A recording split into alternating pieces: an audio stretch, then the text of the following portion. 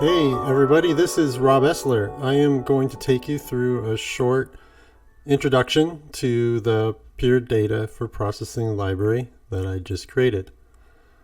Okay, so the source code and the library right now are available on GitHub. You just go to GitHub, Robert Essler, and you'll find the PD for P3 library. Here's all the source code. It's hopefully documented enough to get you through some of the basics. You can then download the library just clicking on this here, and it's going to download the zip, which you would copy, unzip, and then copy into your processing libraries folder here. And that's under Documents, Processing, Libraries. And it's the same in Mac and Windows, and on Linux it's called the Sketchbook, or whatever you've set it to. And inside it, you copy the PD for P3 folder, and it should look like this. Comes with the examples, the library. Inside the library folder, you're going to find a bunch of stuff. That's just so that the library works on different platforms. And then this is the Java archive. The README page is always in progress, so it's updated every day as much as I can. But if you're familiar with pure data, this is what the PD object is called, that I have basically taken the code from PD and put it into C++, and then that into a DLL or dynamic library that then is accessed through Java via the native interface. And this is what the Java class is called.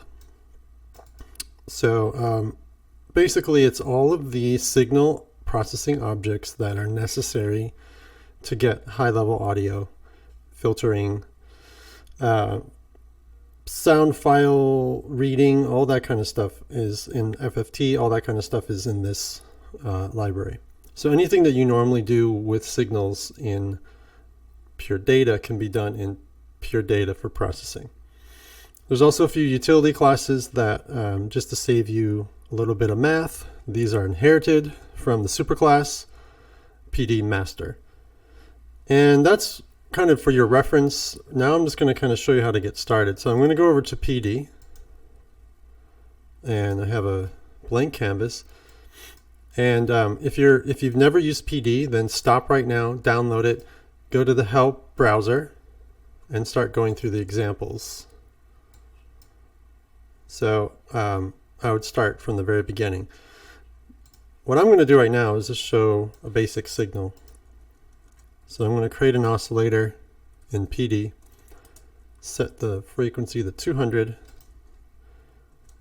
Then I don't want it to blast my ears, so I'm going to multiply it by a number less than 1, which was just like a volume knob. And then I'm going to send that to the output, which is called the DAC, or the digital to analog converter.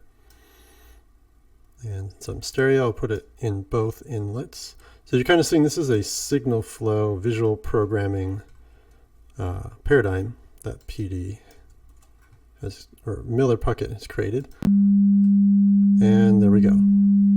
So this DSP is not an on-off switch. You should put that into your patch or your program. It just simply turns it on globally. Okay, so this is how pure data works. There's these objects, right, that I have sort of referenced here that all do certain things. You can always right-click on each object and get help, and it talks you through what everything does. So everything that it does here should exist in the Java library. Should. I'm not guaranteeing everything is there, but it should sound and look or generally behave the same. So let's just do this in processing.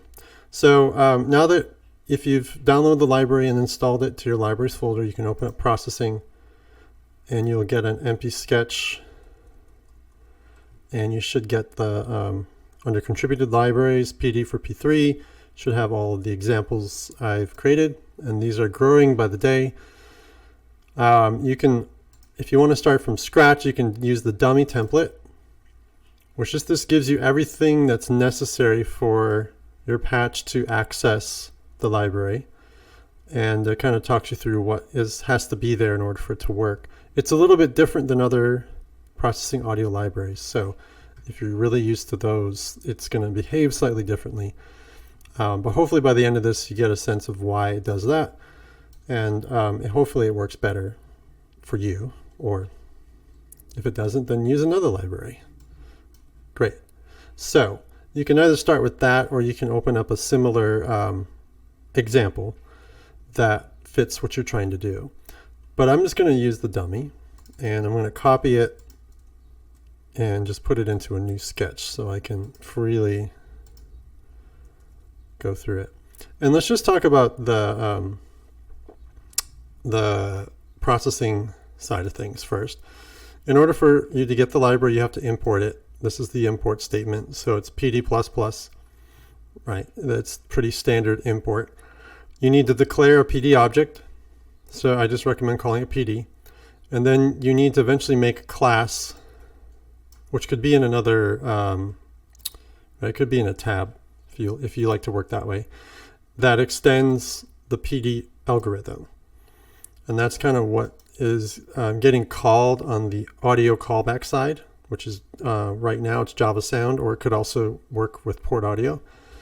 So the PD algorithm just needs to be inherited, and you call your class whatever you want, but my music seems appropriate, and I just gave it a name music. And we're just going to change this dummy float to frequency and give it a starting frequency of 200. Okay, and then in the setup, you do your normal sketch stuff. You can set up your window size and background color. You need to instantiate music and PD. PD is a singleton, so you have to get the instance. It won't let you actually create one like this here. So if you're not familiar with Java, just follow this paradigm and it should get you what you need. And then it starts PD. Okay, and if you want to know the details, it's starting basically a thread that's going to run the audio engine in the background. Then you can put whatever you want in your draw method, and you'll see a bunch of examples with different things that you can draw. But I'm not the graphic side of things, and more the audio, so I did really basic things in the examples. Just don't touch this dispose. Just leave it as is. It just needs to be there. It runs PD stop, which frees all of your memory on the dynamic library side. And if you don't do that, it could start creating memory leaks. Unless you're doing something really high end, it probably won't make any difference, but just, be a good programmer and free your memory. Then everything kind of comes down to your class that you create. And in the class, you have to have a free method, run algorithm method, and then the rest are free to be whatever you want them to be. So we're just trying to set the frequency of a sine wave. So we're going to set our frequency here. So we have redundant variables, but they need to talk to each other between classes, because we have the audio class and then we have the processing class, right? There are two different classes that are talking to each other. And we're going to change, we have a synchronized method here. They're synchronized because we're threaded, so we want to make sure that nobody accesses the frequency variable at the same time. And we're just going to rename this to get frequency. All right, and just like in the PD example, we have the oscillator object. So in pure data for processing, oscillator object is called, or the class is called oscillator. So we're going to create a new oscillator, call it the same thing just so that you don't get confused. As much as you can, I like to call them the same thing as they are in PD without the tilde, but you could put the tilde if you really like that. And we're going to, before you do anything, make sure you free it. And it's a static, so you just have to call the object. And this is the method for doing every object. So whatever you called it, make sure that you free it. Now, in the run algorithm, we're going to put we actually don't even need a variable. We're just going to write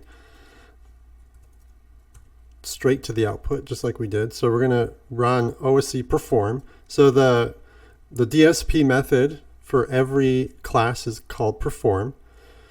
And most of the time they take input or frequency or some sort of number. So check the API and just kind of see what it takes. Whoops, we need get frequency.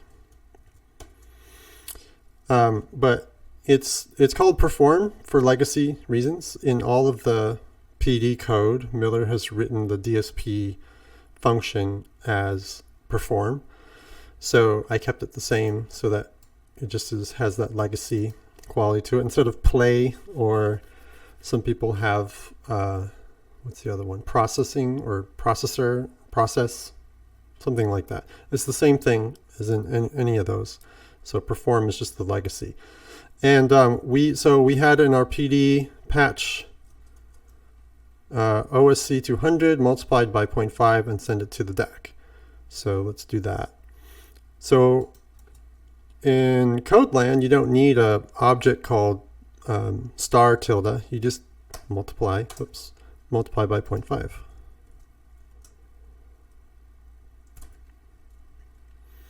And there you go. And your DAC is this output, left and right. So it's set up for stereo if you have that. If you don't, it will just basically go output left. And then your ADC, or your input, is this here. So this simulates the input to your patch or your sketch, and this is the output. So basically all your objects, your classes, right, your objects have to go through this here in this PD run algorithm. So they can come from other classes if you want to make other classes, instantiate them here. But this is kind of like your patch. This class is kind of like your patch here. So now we're just going to set up the way of well, let's just test to make sure it works, and it should just play a sine tone unless we've done something. Okay, so that's all it does, just like this one here. Now let's just control the pitch. So we are going to set the frequency to map. Is that what we call it? Yeah. We're going to map it to our XY with our mouse. So nothing too fancy. We'll go from low end 200 to the high end 1000. And map is just a really simple method that allows you to take inputs, map them to new outputs. And then we're just going to do music.set frequency and put frequency as our argument. And that's what we have here. And since it's synchronized, it should have its own built-in lock mechanism. So you shouldn't get the frequency at the same time that you're setting it, theoretically. So now our XY should change our frequency.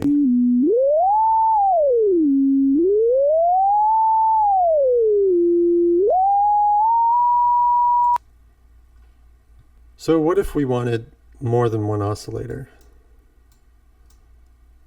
So let's make another oscillator here. Let's say we wanted to do like a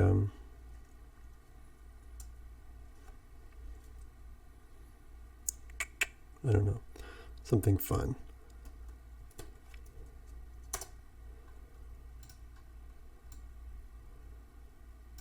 So we have two oscillators, and let's just multiply them together.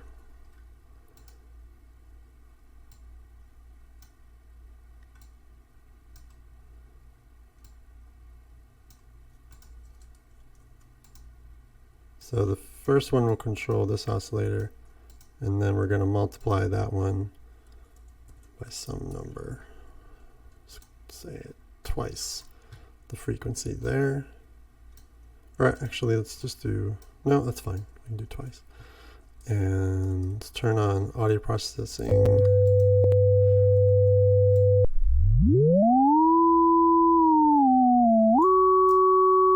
Okay.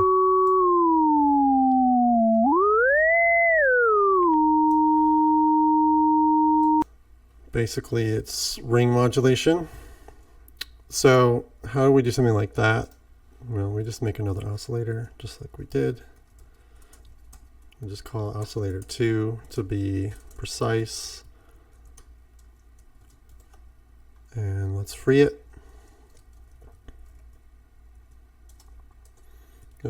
Free.oscillator 2.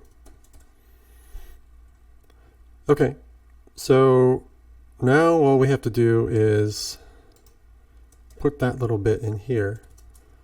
So we're going to multiply it by oscillator 2, perform get frequency times 2. So we can put that straight in the argument.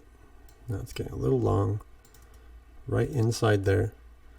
And we're multiplying them together. So we're just going to put these in parentheses, just so that we know what we're multiplying against. And now that we should get the same output as we did before. Now this can start to get long, right? So you may want to start putting things into variables and then add them up at the end, however you like to program. And we should get the same thing.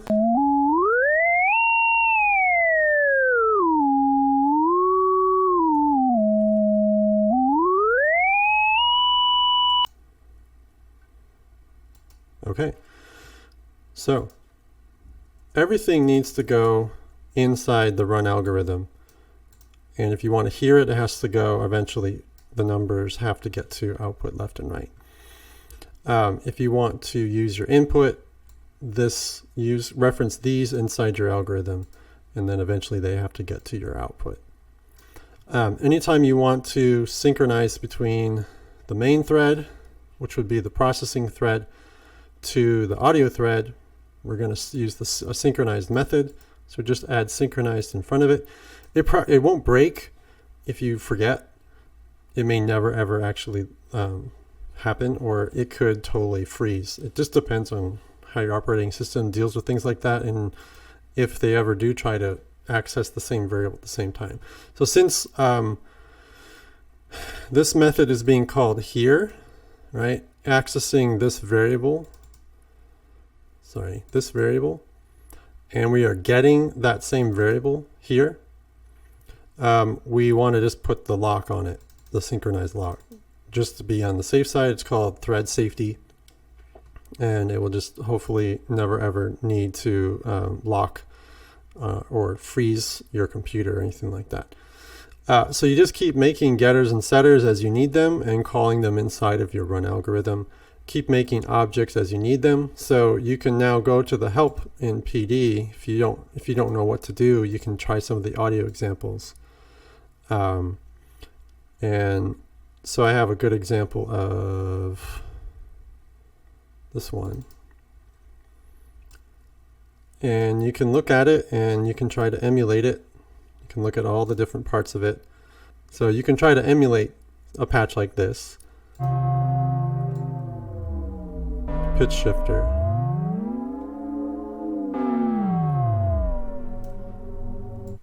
Right? And you just look in the guts and you find the objects and they all exist. Right? Here's your biquad.